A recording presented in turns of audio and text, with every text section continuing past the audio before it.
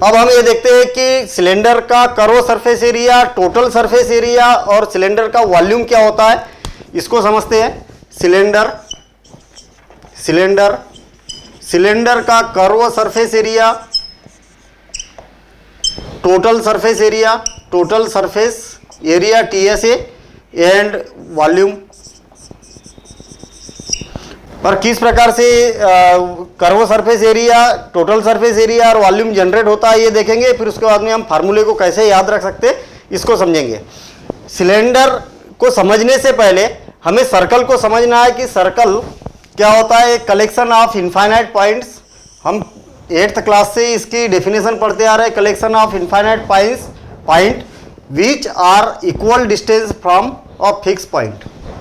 देखिए ये collection of infinite points है और ये फिक्स पॉइंट से इक्वल डिस्टेंस पर है। इक्वल डिस्टेंस मीन्स इस फिक्स पॉइंट से ये इक्वल डिस्टेंस है, ये डिस्टेंस इक्वल है, ये डिस्टेंस इक्वल है, सारे पॉइंट का डिस्टेंस इक्वल है।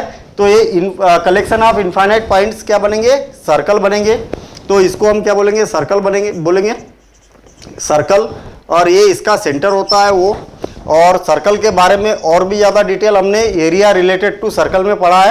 तो इसकी ज़्यादा डिटेल अगर हमें देखना है तो एरिया रिलेटेड टू सर्कल वाले टॉपिक में पूरा सर्कल के बारे में हमने पूरा डिस्क्रिप्शन दिया है। यहाँ पर सिलेंडर का वॉल्यूम और कर्व सरफेस एरिया के लिए जो रिक्वायरमेंट है हम उसकी बात करते हैं। सेंटर से जो सर्कल को टच करती हुई एक लाइन को सेंटर से पास करें तो उसको क्या बोलेंगे, डायामीटर बोलेंगे। और इसको हम D से डिनोट करेंगे। और D = होता है 2R। इस फिक्स पॉइंट से ये डिस्टेंस या फिक्स पॉइंट से ये डिस्टेंस, किसी भी पॉइंट तक का डिस्टेंस क्या होता है, R होता है। तो ये R + R = क्या हो जाएगा, D = 2R हो जाएगा। और इसको हम डायामीटर बोलते हैं। फिर से हम अगर एक फिक्स पॉइंट से यहाँ से अगर इसके सर्कल के किसी भी पॉइंट से अगर चलना स्टार्ट करें और यहाँ से चलना स्टार्ट करे और यहाँ तक वापस पूरा यहाँ तक पहुँच जाए तो कितना चले, तो ये होता है सरकमफ्रेंस। और सरकमफ्रेंस होता है 2πr। अब 2πr कैसे आया इसको समझते हैं, क्योंकि यहाँ पर नया वर्ड आया है पाई। हमने एरिया रिलेटेड टू सर्कल में भी इसको बताया कि पाई कैसे आया। और एक बार समझ लेते, फिर उसके बाद में हम सिलेंडर का curve surface area, total surface area और वॉल्यूम फाइंड करेंगे। अभी यहाँ पर अगर हम देखें तो इस पॉइंट से हमने यहाँ से लेके चलना स्टार्ट किया और यहाँ तक जितना भी डिस्टेंस कवर किया, मतलब कितना डिस्टेंस कवर किया, सरकमफ्रेंस के इक्वल टू सरकमफ्रेंस। और ये क्या है, इसका डायामीटर है। ये कितना क्या है, डायामीटर है, डायामीटर। और दोनों के रेशियो को बोला जाता है पाई। कहने का मतलब ये है कि कोई भी छोटे से छोटा सर्कल बना लीजिए, चाहे कितना भी बड़ा सर्कल बना लीजिए, आप घर में भी प्रैक्टिकल कर सकते हैं। इसका प्रैक्टिकल बिल्कुल सिंपल है। एक पॉइंट से आप थ्रेड बिछाते हुए जाइए और दूसरे पॉइंट तक का थ्रेड बिछा दीजिए और यहाँ से थ्रेड को कट कर दीजिए और उसको लंबा करें। और उसकी जो लेंथ होगी और इसके डायामीटर की लेंथ होगी, डायामीटर को भी हम यहाँ पर मेजर कर सकते हैं कि कितनी लेंथ का डायामीटर है। और आप इसके पेरीमीटर के लेंथ को या सरकमफ्रेंस के लेंथ को अगर इसके डायामीटर के लेंथ से डिवाइड करेंगे तो हमेशा 22/7 ही आएगा। और 22/7 जो होता है वही क्या होता है, इसका पाई की वैल्यू होती है। और पाई को 27/2 से डिनोट किया जाता है। Circumference = circumference divided by diameter क्या होता है, 2R।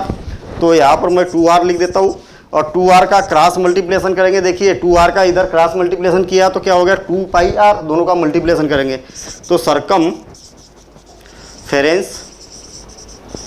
= हो जाएगा 2π और r। तो इस टाइप से सरकमफ्रेंस का फार्मूला जनरेट होता है। तो ये हमें मालूम होना चाहिए। अब इसका एरिया क्या होता है, हमें ये पता चल गया कि ये यहाँ से चलने के बाद यहाँ से ये पूरा का पूरा कितना होता है, 2πr होता है। ये इसका डायामीटर, हमें ये भी मालूम है कि जो डायामीटर होता है सर्कल को 2 इक्वल पार्टों में डिवाइड करता है। 2 इक्वल पार्टों में डिवाइड करता है मतलब इस लाइन के इधर आधा सर्कल हो गया, इधर आधा सर्कल, इसको ऊपर वाले को सेमी सर्कल बोलेंगे, इसको भी सेमी सर्कल बोलेंगे। तो यहाँ से लेके यहाँ तक का डिस्टेंस और यहाँ से लेके यहाँ तक का डिस्टेंस कितना हो गया, ये हो गया पाई आर, और नीचे वाला भी डिस्टेंस कितना हो गया, पाई आर हो गया। क्योंकि pi r plus pi r total कितना हुआ, 2 पाई आर। तो आधा डिस्टेंस नीचे वाला पाई आर और ऊपर वाला आधा डिस्टेंस पाई आर। अब हम इस सर्कल को, इसी सर्कल का मैं फिर से डायग्राम बना रहा हूँ। इस सर्कल के हम क्या करते हैं, ये 4 इक्वल पार्ट बनाते हैं सेंटर से। अगेन इसके 4 पार्ट बनाते, मतलब टोटल 8 पार्ट हो गए।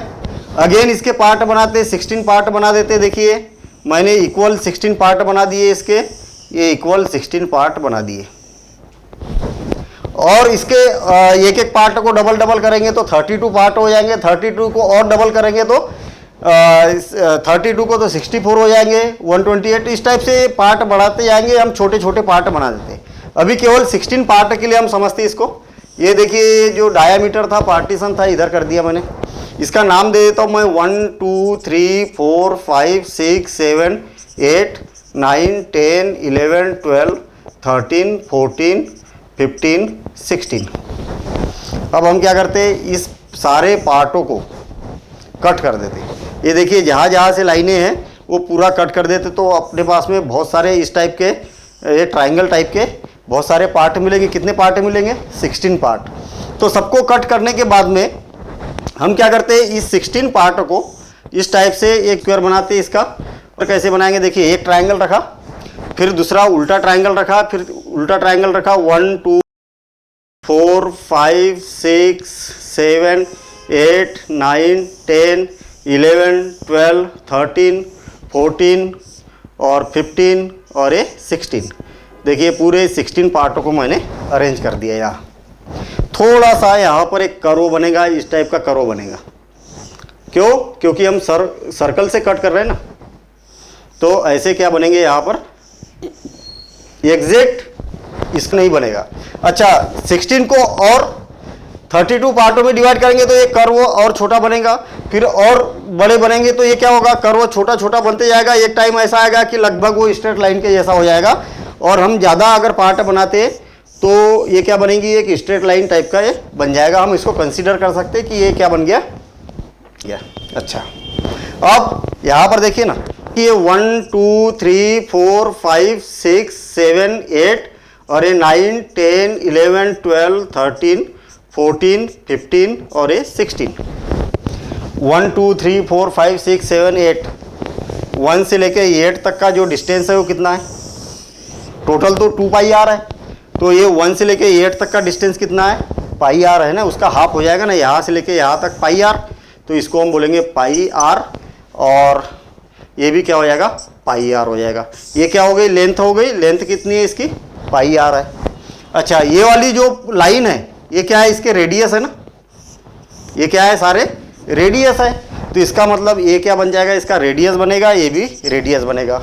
और एरिया ऑफ रेक्टेंगल क्या होता है, एरिया ऑफ रेक्टेंगल।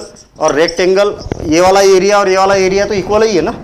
और area of rectangle is equal to क्या होगा, एरिया ऑफ सर्कल। और एरिया ऑफ रेक्टेंगल क्या होता है, लेंथ इंटू ब्रेथ और पाई आर इंटू आर, और is equal to pi are square.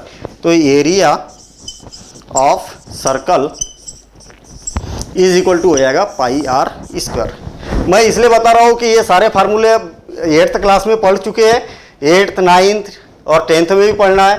सारे के सारे फार्मूले इसी से जनरेट होने वाले हैं इसके आगे, इसलिए आपको ये बेसिक पूरा क्लियर होना चाहिए। मैं इसलिए बता रहा हूँ, कई बच्चों को ये आता भी है लेकिन फिर भी मैं रिवीजन के लिए या पुरानी चीज़ें मेमोराइज करने के हिसाब से बता रहा हूँ ये। और इसी के बाद में सारे फार्मूले आएंगे तो ये बड़े आसानी से हम ये सारे फार्मूले याद कर सकते हैं। तो देखते हैं अब हम सिलेंडर के फार्मूले किस टाइप से जनरेट होते हैं। लेकिन सिलेंडर के फार्मूले के लिए हमें ये मालूम है कि सरकमफ्रेंस क्या होता है, सर्कल का सरकमफ्रेंस क्या होता है, 2 पाई आर होता है। और एरिया ऑफ सर्कल क्या होता है, पाई आर स्क्वायर। ये मालूम होना चाहिए। इसके बाद हम सिलेंडर के फार्मूलों को देखते हैं किस टाइप से जनरेट हो सकते हैं। सबसे पहले तो हम ये देखते हैं कि सिलेंडर वास्तव में बनता कैसे है। देखिए ये सिलेंडर दिखाई दे रहा, ये सिलेंडर बनाया है मैंने, अपने हाथों से बनाया। और ये पेपर से बना हुआ है पूरा सिलेंडर है ना, थोड़ी सी मेहनत की है इसमें कटिंग वगैरह करके और एग्जैक्ट सिलेंडर मैंने बनाया है। सिलेंडर में क्या क्या दिखाई दे रहा, यहाँ से देखिए आप, ऐसा सर्कल दिखाई दे रहा, इस साइड में भी देखिएंगे तो सर्कल दिखाई दे रहा, और इसमें एक हाइट दिखाई दे रही है।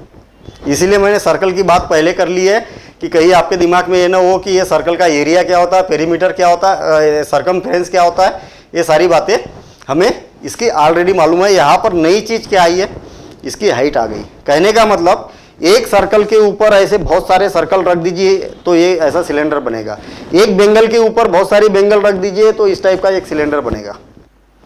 तो आप घर में भी सिलेंडर बना के देख सकते हो, ऐसे पेपर से भी बना सकते हो, एक के ऊपर एक बेंगल रखोगे तो उससे भी सिलेंडर बन जाएगा। इस सिलेंडर को मैं देखना ओपन कर रहा हूँ या दूसरा सिलेंडर बना रहा हूँ। देखिए मेरे पास में एक पेपर है, मैंने पहले से कटिंग करके रखा है, और इस पेपर ये यहाँ पर क्या दिखाई दे रहा है, पेपर में एक रेक्टेंगल दिखाई दे रहा है ये, और रेक्टेंगल के ऊपर भी सर्कल लगा हुआ है, नीचे भी एक सर्कल लगा हुआ है। अब मैं इसको फोल्ड कर रहा हूँ। देखिए ये जो रेक्टेंगल है इसको मैंने क्या किया, फोल्ड किया। देखिए फोल्ड कर दिया, और ये इधर वाला जो सर्कल है इस सर्कल को इससे कवर कर देता हूँ। देखिए इधर भी कवर कर दिया और इधर भी कवर कर दिया, तो एक सिलेंडर बन गया। देखिए ना, एक सिलेंडर बन गया ये, और सिलेंडर में ऊपर सर्कल लगा हुआ है और इधर से सिलेंडर बना हुआ है, और इस टाइप का सेम इसी के जैसा सिलेंडर बन गया। ऊपर भी सर्कल लगा है, नीचे भी सर्कल लगा है, और बीच में कर्व सरफेस एरिया लगा है। यहाँ पर क्या हो गया, curve surface area. Curve surface area का मतलब जो झुका हुआ है, देखना मैं इसको मोड़ रहा हूँ ये, और मोड़ने के बाद में जो इस टाइप से कर्व बनाया, तो कर्व सरफेस एरिया क्या हो गया, जो जो पोर्शन इसका मुड़ा हुआ है वो वाला एरिया ना। देखिए ना, ये वाला पोर्शन तो नहीं है, ये तो प्लेन है, ये भी प्लेन है। तो कर्व सरफेस एरिया का मतलब ये हो गया कि जो कर्व बनने के बाद में जो एरिया, ये जो कलर दिखाई दे रहा है इसको और इसको छोड़कर, ये कर्व सरफेस एरिया है। टोटल सरफेस एरिया का मतलब ये कर्व के साथ साथ में ये नीचे वाला भी एरिया आ जाएगा, ये सर्कल का, और ये वाला भी एरिया आ जाएगा। और वॉल्यूम मीन्स क्या होता है, वॉल्यूम का सीधा रिलेशन 2 डायमेंशन के अगर डायग्राम में देखेंगे तो एरिया, और 3 डायमेंशन के डायग्राम में देखेंगे तो वॉल्यूम। अभी अगर ये सिलेंडर मैंने बना दिया तो सिलेंडर के अंदर कितनी एयर आ सकती है, ये वॉल्यूम है। इसके अंदर अगर मैं पानी डालूँ तो कितना पानी आ सकता है, ये वॉल्यूम है। इसके अंदर का मटेरियल अगर ये सॉलिड है तो कितने मटेरियल का बना है, ये भी क्या है, वॉल्यूम है। तो ये कैसे जनरेट होंगे ये देखते हैं हम। यहाँ पर देखिए मैंने एक रेक्टेंगल बनाया था, और ये रेक्टेंगल मैं यहाँ पर बॉर्डर पर बना देता हूँ। ये क्या बना दिया मैंने, रेक्टेंगल बना दिया, ठीक है। और इसके ऊपर भी एक सर्कल लगा हुआ है, मैं सर्कल बना देता हूँ। यहाँ पर एक सर्कल लगा हुआ है जो इसको सिलेंडर बनने के बाद में कवर कर सकता है, और ऐसे ही सेम सर्कल नीचे लगा हुआ है ऐसा। अब मैं इसको, इस पेपर को अगर फोल्ड करूंगा तो ये क्या बन गया, सर्कल बन गया, ये सॉरी सिलेंडर बन गया। और इस सिलेंडर की ये क्या बन जाएगी, हाइट बन जाएगी। देखिए इस पेपर को मैं अगर ऐसा फोल्ड कर दूंगा तो ये क्या बनेगी, इसकी हाइट बनेगी। ये क्या बनेगी, हाइट बनेगी। और यहाँ पर एक सर्कल दिखाई दे रहा है तो ये सर्कमफ्रेंस बनेगा। देखिए ये यहाँ पर एक सर्कल बन रहा ना ये, और ऊपर की ओर अगर आप देखेंगे तो ये ऊपर किनारे से क्या बन रहा है, सर्कल बनेगा। और इस सर्कल को जब मैं ओपन करूंगा तो ये यहाँ से लेके यहाँ तक क्या बनेगा, सर्कल का सर्कमफ्रेंस होगा।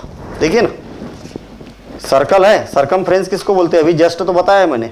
यहाँ से स्टार्ट करेंगे और ये पूरी लेंथ क्या होगी, इसका सर्कमफ्रेंस होगा। तो ये क्या बनेगा, यहाँ से सर्कमफ्रेंस, और सर्कमफ्रेंस कितना होता है, 2πr। तो ये भी 2πr होगा ना, ये भी क्या होगा, 2πr होगा। और r क्या है, इसकी जो रेडियस है, ये जो सर्कल बना है ना, ये क्या है, इसकी रेडियस है। तो ये भी इसका रेडियस है, और ये भी क्या है, r है। तो ये बात क्लियर हो गई। ये सर्कल से बना हुआ है ना।